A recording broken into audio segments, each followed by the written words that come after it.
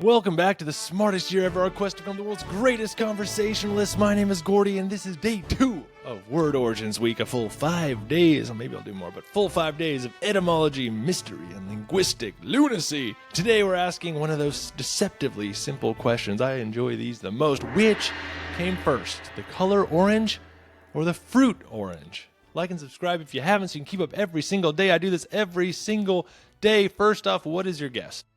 Did the color orange come first, or did the fruit called an orange come first? Like the color was named after the fruit, or was the fruit named after the color? So I think, maybe a common reaction would be to assume the color came first. After all, that's how we've named many fruits, blueberries, green apples are green, but those also seem kind of like adjectives, descriptors, whereas they aren't, it's not like it's called orange fruit or something like that. But as for the color orange, it was named after the fruit. And orange isn't alone. There's a whole family of colors named after tangible things that existed first. Like the color of violet was a flower first. The colors plum and peach come from the fruit. And in these cases, even rose too. Like rose, the color named after the flower. In all these cases, the object existed, was widely recognized, and then became a color word, which could sound backwards, but it's surprisingly common, because people describe colors by comparing them to the world around them. If you've never seen a violet, the word violet means nothing. But once you have, you could say, "You're turning violet, Violet."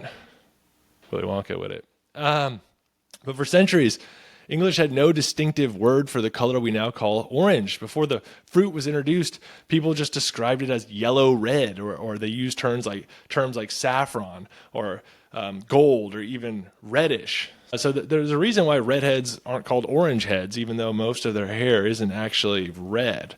English didn't have a precise word for the color. Then sometime in the late 1300s or the early 1400s, oranges arrived in Europe, and with them came the word. The orange origin path, orange origin path, there it is long but traceable from Sanskrit naranga to Persian narang to Arabic naranj, which entered Old French as pomme d'orange, like apple of orange, and it eventually became orange in Middle English, and orange is kind of a linguistic weirdo by itself. It's one of the few common words, as you probably know, in English that doesn't have a perfect rhyme.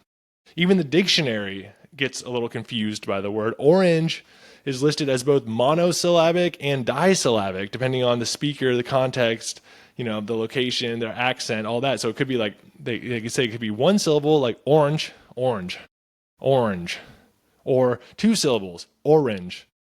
Let me know in the comments how you say it, 1 or 2 syllables. But here's my favorite part is like that N at the start. Remember that it started with an N, like in Spanish, naranja, and in Persian it was narang, in Arabic, naranj, and all of that. But you could see how you drop the N, you get orange out of there. So some linguists think that the word likely entered English as a norange, like a version influenced by the Arabic and Spanish. But over time, people misheard it as an orange. So that switch is called a juncture loss, and it's the same process that's in a much more verifiable example would be it used to be a napron, and that became an apron. So apron came from napron. I just think that's super fascinating. So we got the fruit, and then shortly after we got a color word to describe the fruit's skin, and from there it spread. The earliest recorded use of orange as a color in English is from 1502 in a clothing inventory for Margaret Tudor. So that's more than a century after the fruit name had already arrived. So why does this stick in people's brains? Because it just feels like it should be the other way around, It kind of violates some assumptions, but it's also a perfect example of how words and categories follow usage, not necessarily logic. The fruit was popular, and the color didn't have a precise name. The solution just named the color after the fruit, and it worked. And now it's so embedded that we don't even question it. So there you have it. The word orange came from the fruit, not the other way around. There's no grand scientific naming convention, just kind of the slow creep of popular usage, trade, and misheard articles. And yeah, that's how your highlighter got its name. Welcome to Word Origins Week. It continues tomorrow. In the meantime, go check out my sources. Give me a like, follow, subscribe. All of that would be super appreciated. At Smartest Year Ever on social media. You can go check out the 1-minute version of this.